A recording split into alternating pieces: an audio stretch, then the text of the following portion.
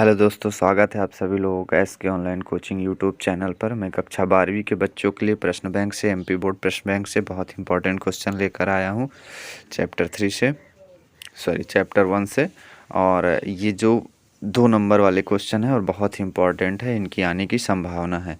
ये स्क्रीन पर आप लोगों को बहुत सारे क्वेश्चन दिख रहे हैं, आप इन सब का स्क्रीनशॉट मार लीजिए और मैं इनका डायरेक्ट आंसर आपको प्रोवाइड करवा रहा हूँ।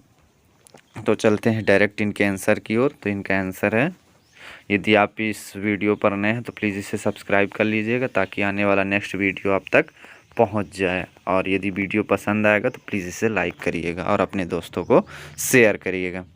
चलते हैं जो कायिक प्रवर्धन वाला पहला क्वेश्चन जो बताया है। तो जो पहला क्वेश्चन है कायिक प्रवर्धन, तो कायिक प्रवर्धन क्या होता है कि मतलब कायिक प्रवर्धन में वर्धी जनन जो होता है कैसा होता है, ध्यान रखिएगा, अलैंगिक जनन। तो किसी पौधे के वर्धी भागों से जैसे क्या होता है, जड़, तना, वर्धी भाग कौन कौन से होते हैं, जड़, तना और पत्ती द्वारा नया पौधे तैयार होना कायिक प्रवर्धन कहलाता है। यह अलैंगिक जनन का ही एक रूप होता है। ठीक है, जो कायिक प्रवर्धन होता है लैंगिक जनन का ही एक रूप होता है। तो इसका उदाहरण जैसे होता है अदरक और ब्रायोफिलम। नेक्स्ट आंसर है ऋतुस्राव। ठीक है, जो महिलाओं में पाया जाता है, मादाओं में। तो ध्यान रखना, जो प्राइमेट्स की मादाओं में पाए जाने वाले जनन चक्र को ऋतुस्राव चक्र या मासिक चक्र या रजोधर्म कहते हैं। इसे आतर्व चक्र भी कहा जाता है।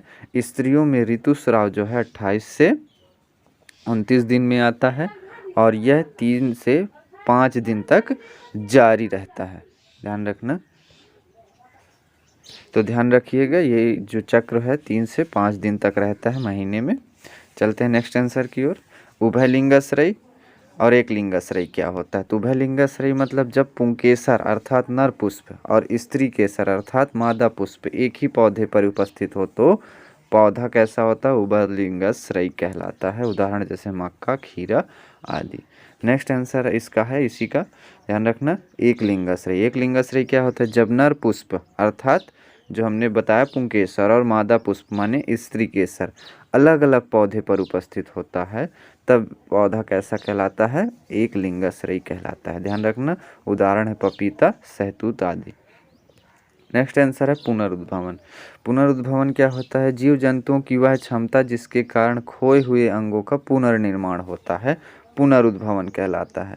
इसको किसने बताया था, ट्रेम्बले ने बताया था। कब बताया था, 1740 में बताया था। किस पौधे पर पुनरुद्भवन की खोज की थी, हाइड्रा में।